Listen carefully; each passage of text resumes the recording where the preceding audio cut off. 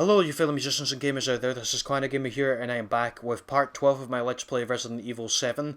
Now, I'm doing post commentary for this part because I was recording this with live commentary way too late at night this past week, and I was being quite silly for that because I wanted to see what happened next in the story.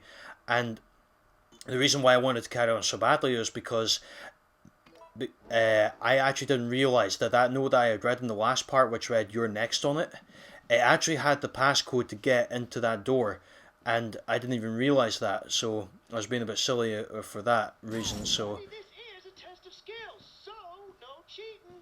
That shit you're carrying, get rid of it. Yeah, so Lucas is basically saying, hey, get rid of your weapons, so you're not allowed to cheat on this, so, yeah... So Clancy never had any weapons. The only thing he had in his hand was the camera, which I never understood that actually, like in the videotapes in general, about how they were able to hold the camera. For example, in that first videotape where they did the derelict house footage, when Clancy was holding the camera when he climbed down the ladder, seemingly he was holding the camera when climbing down the ladder, and that didn't make any sense whatsoever. And oh,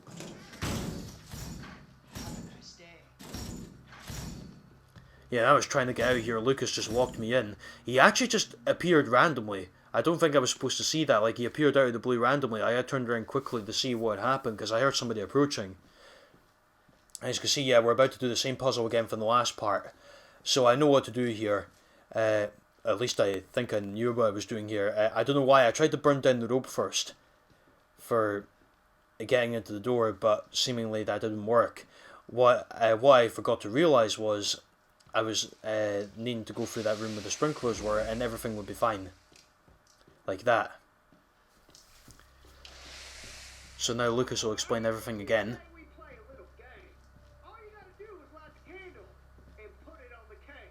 Kiss my ass. Ethan, language.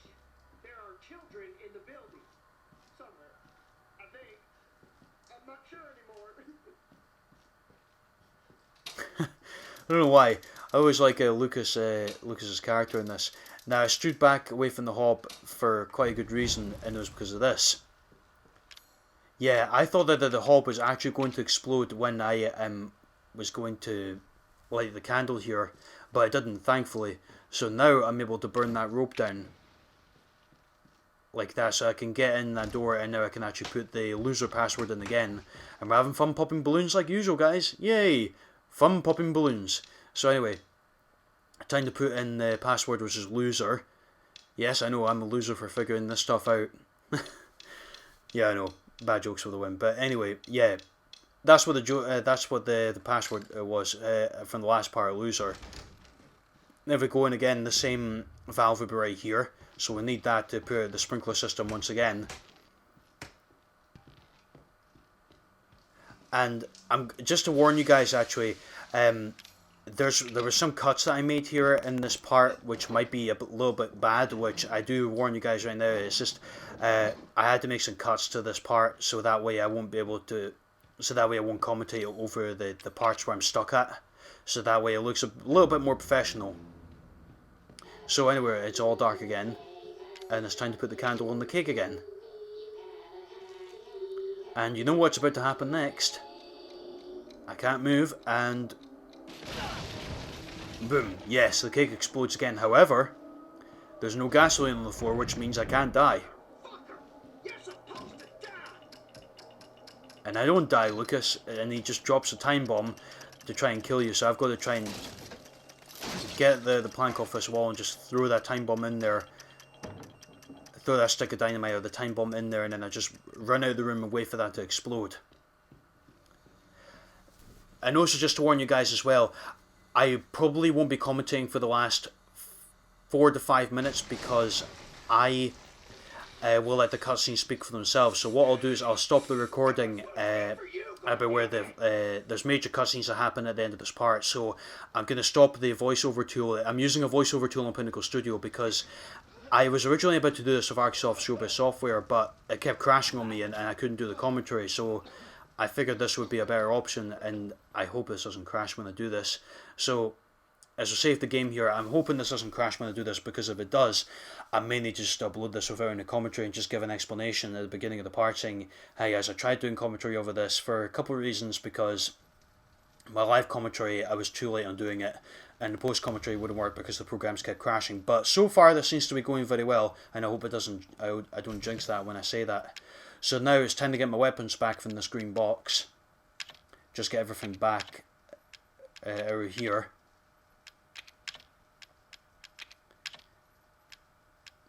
To just get all the important stuff. I never understood like about the antique coins. I still know. I mean, I know what they're used for, but I never really use them that much in this game. Like, I mean, they're used for things like, you know, like steroids and like, you know, weapon upgrades, but I don't really need that because, I mean, I've been getting through this game like so far like smooth sailing. Like, you know, it's been a smooth journey so far. Oh yeah, and here's the head. We'll need that obviously to make the serum.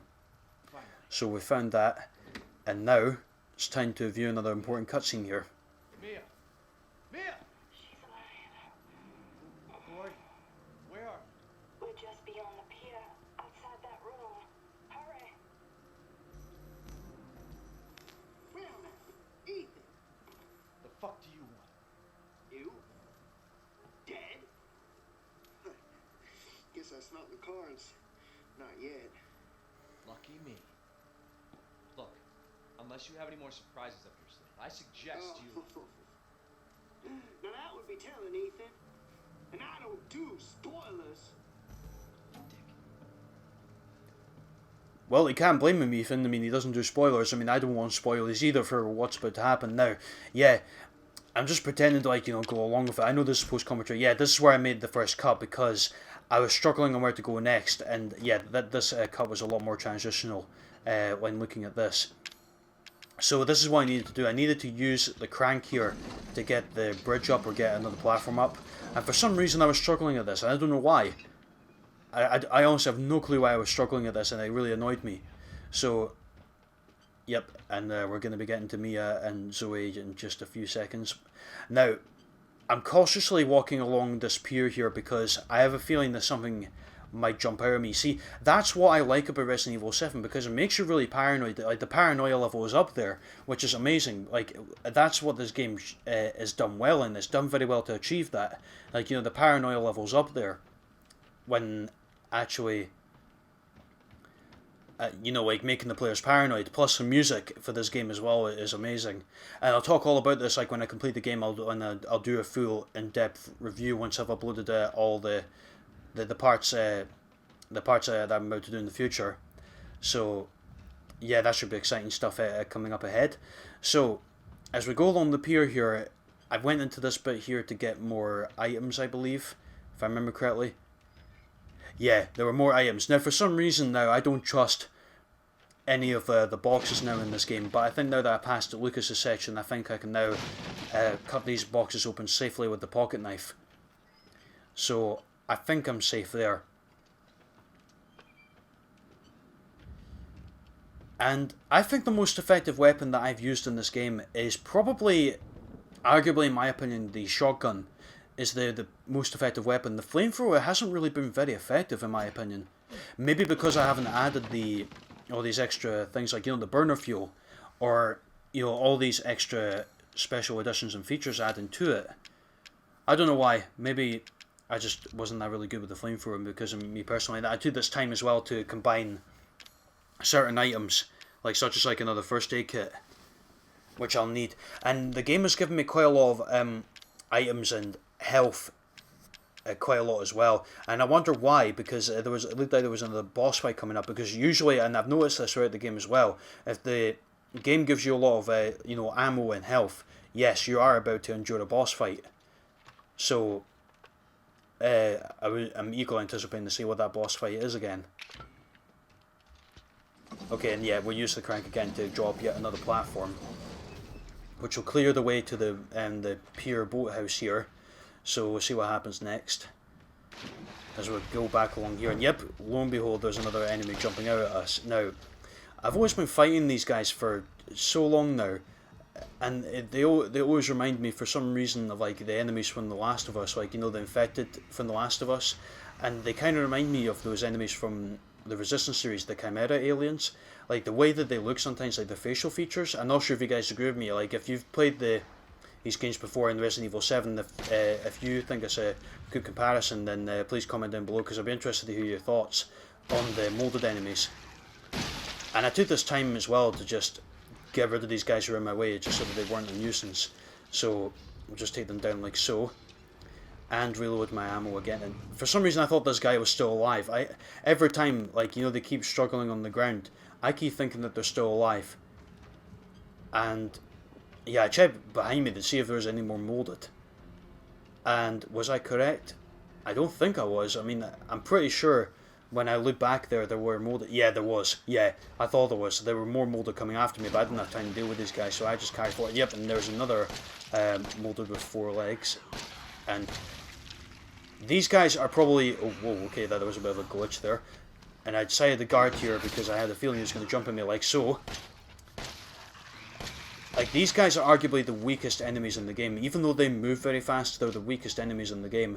And these monsters were coming very close, so I just decided to just take them down like that. And then afterwards, I think I would have had a clear path to go through that door. And oh, nope, lo and behold, yep, I actually, like in the live commentary I actually did get a bit of a scare when that molded jumped down from the roof there. I kept thinking to myself in the commentary, like in the live commentary, where did they come from? Like, why do they keep coming from the roof? I mean, that's, like, I don't know how on earth they detect your presence. I mean, I guess that's you know, the game mechanics, like, you know, for adding surprise elements. Alright, so here we go. This is the boathouse. And now we've got a lot of crates and a lot of shotgun shells and everything. So yeah, this is the part where I get a lot of ammo and psychostimulants, and yet again another save point. This game, I must say, has been very generous with save points. I must say that. I don't know if it's just me or if it's the easy difficulty giving you a lot of save points, but I know for a fact that in like normal difficulty and I believe the hardest difficulty is Madhouse difficulty from what I've seen on the trophies of this game. The autosaving isn't there as often. I don't know why. A part of me is really tempted to replay the game again, because I know that there's a trophy you can get to play this game again when I'm done with it, because there's a trophy you get for completing the game in under 4 hours. So could I very well do a speedrun of this in the future? Could be an upcoming video. You never know. Hint hint. Just thought I'd give a little bit of hint. I mean, if anybody owns Resident Evil 7, like say for example Rich Renegade, like if you're watching this and you like to do a speedrun of this game in the future, then that'd be quite unique. And I don't know why I picked up these flare bombs, because I mean they weren't going to be of any use. What? Wait, did I combine them at any point? No. Okay, I think I looked to see what they were again. And I went back into the green box again and just stored them back in there because they weren't going to be of any use to me whatsoever. And we just pick up this herb for the last time. And I double checked the room again to see if there was anything I missed. There was some gunpowder and I wasn't interested in picking that up, so I just decided to carry on to see what awaited. And now, yeah, I did get a bit of a scare at that point because I kind of stopped because the shadow had scared me. The shadows and the sounds in this game always get to me for some reason. I have no idea why. But anyway, here's where Mia and Zoe are, so I'll be quiet at the moment, guys, and let this cutscene play out.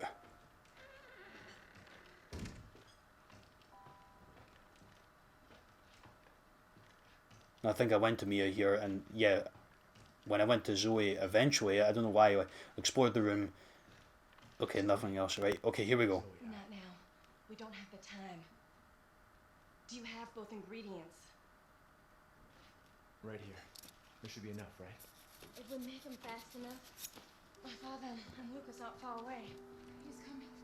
Daddy's coming. Good. There's enough for 2.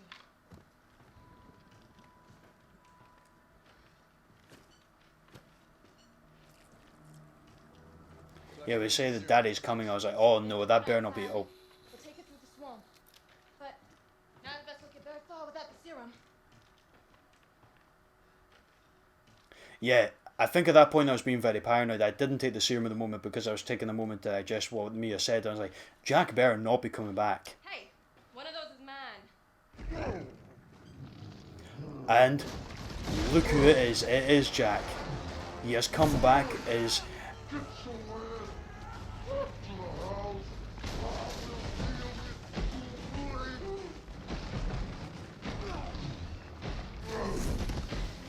Yep, and here's another fight with Jack. The third, I think this must have been the third fight or second fight with Jack. And this is, oh yeah, and I had a little bit of trouble in this fight as well because like he just ended up like slashing me or swiping me quite a lot with his claws here. And the main objective of this boss fight is to shoot his eyes. Like, there's a lot of his eyes you need. Oh yeah, and I think I nearly died at this point in the boss fight, and I think I had. Did I have any first? I must have had first aid bottles with me. Did I? I'm sure I did. Or wait, no, I think I kind of recovered there, didn't I? Yeah, I must have done. Or did I find any other... I can't remember actually if I found another first aid bottle in this. We'll see what happens. Oh wait, no, I think I found one right there on that shelf. Yeah, there we go. So, recovered partially. But yeah, the main objective of this boss fight is to shoot the... Yeah. I don't know why Jack's still funny, like, you know, with that dialogue. Especially, like, when it sounds demonic, it sounds a bit funnier. I don't know why. That's just in my opinion. But yeah, it's pretty easy, this, but although it's quite hard to get a good aim on the eyes, especially when Jack moves around quite a lot, so you need to time your shots very carefully on this boss fight. But it's one of the most freakiest things I've ever seen in a video game. Like, when you came back as that molded monster, I was like, yeah, I knew Jack couldn't die, but come on, I mean, that's the worst fate to have happened to anybody. And I think at that point, I still kept struggling on the boss fight, so we'll see what happens here. Yeah. Yeah, Marguerite, yeah, he says that in like a sorrowful voice because he knew that I killed Marguerite, but I had no other choice. She had to be stopped. Otherwise she would have killed me. Marguerite was crazy enough as it was, as that one who kept spitting out bugs at you. Oh, and yeah, for some reason, like when you've hit the eye, like a fire starts. I don't know how that happened. Yeah, and he starts insulting you. He starts taunting you. Either that, he starts taunting you, or he really just for you to come down. Now, I actually didn't realise here you could actually jump down in the water. I kept staying up here because I thought to myself, no, I'm not jumping down there because that water's a trap. I'm not jumping down there. I'm waiting for him to come back up so I can get better shots on him. I think the hardest place to hit one of his eyes is on his tail, because his tail moves quite a lot of the time, and it's hard for the tail to stay still. Like, the easiest eye to shoot at is his face. The tail's the hardest, I think. Oh wait, now I can actually get... And of course I failed to get a clear shot on that eye on his leg because I was too slow in my reaction time, and I managed to shoot another eye out on one of his legs. And in the live commentary I called him the Emperor of the Mold. I called him the Emperor Mold for some reason, I have no idea why, or the King Mold monster for some reason. I don't know why I said that. And for some reason he said my name like about 3 times. I think he had gone absolutely insane by this point, like, you know, after losing his wife and everything, of course you would know Jack would go insane and just try and go on a murderous rampage against you.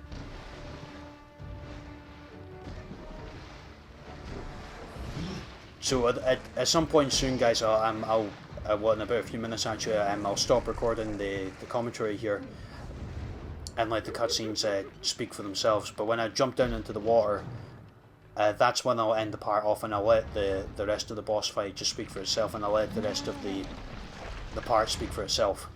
So I do apologise, guys, for not doing commentary for the whole video, but you'll understand why I'm not doing that. And yeah, Jack actually inadvertently said, hey, you're supposed to be down here trying to shoot me, and Jack was like, and I was thinking to myself, wait, why did Jack just inadvertently help me there? He's like, hey, you're supposed to be down here trying to kill me, why are you still up here?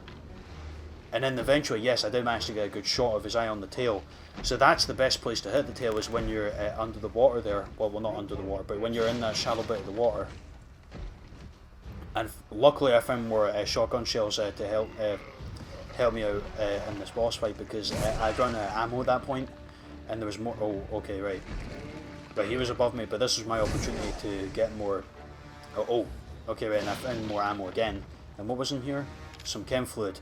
So, I think, did I combine anything at that point? I mustn't have done, because I was about to combine something, but then I went back to the boss fight yet again, so... And I'm going back up the ladder yet again, so just to try and get more range of the targets out on his supposed molded body. So, and then again, right, so this is where I shot one of his eyes out again. And Oh wait, no, for some reason Ethan wanted to climb back up the ladder. I was like, no Ethan, you're not done yet, the fight's not over. Come on, shoot that last eye out. I know you can do it. I think that's what I said in the live commentary before I had to cut certain bits out. This was the point where I think I was recording it too late, and that's when I had to just stop the live commentary. Although arguably what I could have done was save the live commentary and maybe do the rest of this part with post commentary, but I figured it would be much more professional to do this rather than, like, you know, have most of the live commentary, which in my opinion wasn't really that great in from my personal point of view. But yeah, I'm still trying to get a good shot of Jack's other eye here, and he dragged me underwater at that point with his tail. And this is the point where I thought that this monster looked very similar to the one I fought from Resistance 2, like in New York City. It's one of the final bosses where it's like, can't remember the name of the creature again, what you fought against, or who you fought against, but it was a pretty intense fight in that game. Plus, this was one of the most intense fights I've seen so far in this game. Oh, no, I think it gave me an opportunity here to shoot a target, but I couldn't see any eye. Oh wait, no I did. Okay, and then this is when he fell down. And I think, did I cut the commentary around about this point? I must have. Oh wait, no, maybe not. So you know what I might do, guys, since this has come up to the point where I might cut the footage, what I might do is I'll do an outro right now, just so I don't have to worry about, like, you know, right, so I'm going to do it now. So thank you all very much for watching part 12 of Let's Play Resident Evil 7, guys. This was the part 12 of the Let's Play, and stay tuned for part 13. Please feel free to like if you enjoyed the video, comment down below with your thoughts, and also please feel free to hit that subscribe button as well for more upcoming Resident Evil 7 parts in the future. So until then, everybody, this is Clarinetgamer here signing off. And yep, I'm still shooting that. Yeah, here we go. And I'll see you guys in the next Resident Evil 7 parts. Until then, have a good day and goodbye.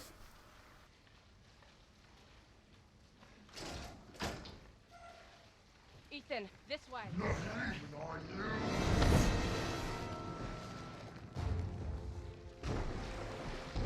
Serum on him. You want me to cure him?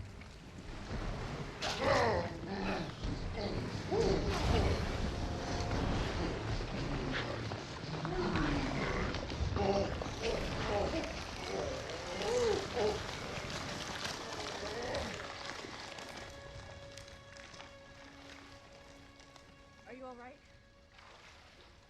Yeah. Come on, Mia's waiting for us.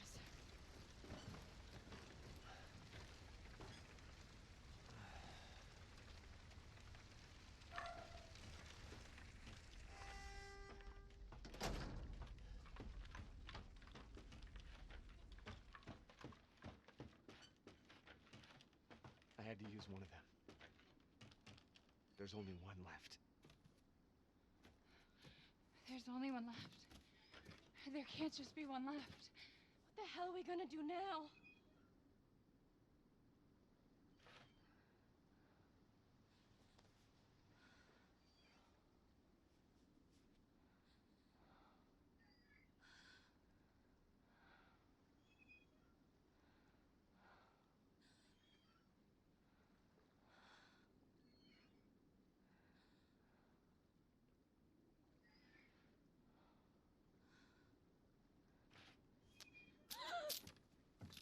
It's fine.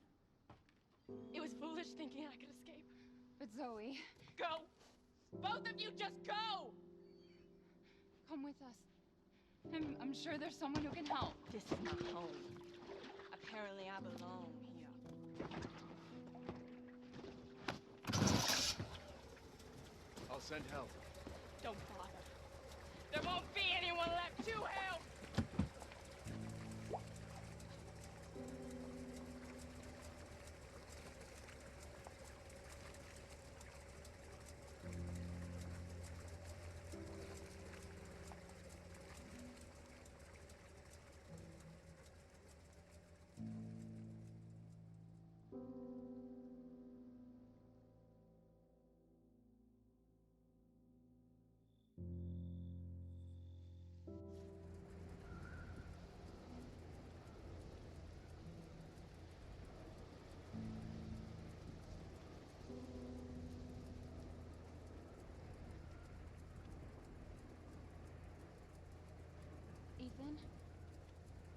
Thank you, Who the hell else was I gonna choose? Ethan.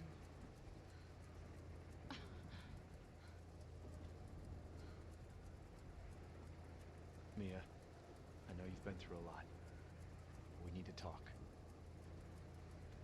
You had something to do with all this, didn't you? Look, I just want to know the truth. Ethan, I honestly don't remember. Try.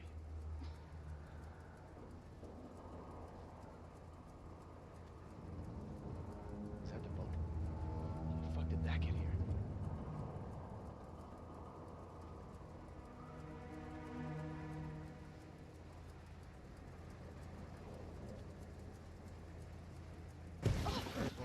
You're okay. What the hell was that?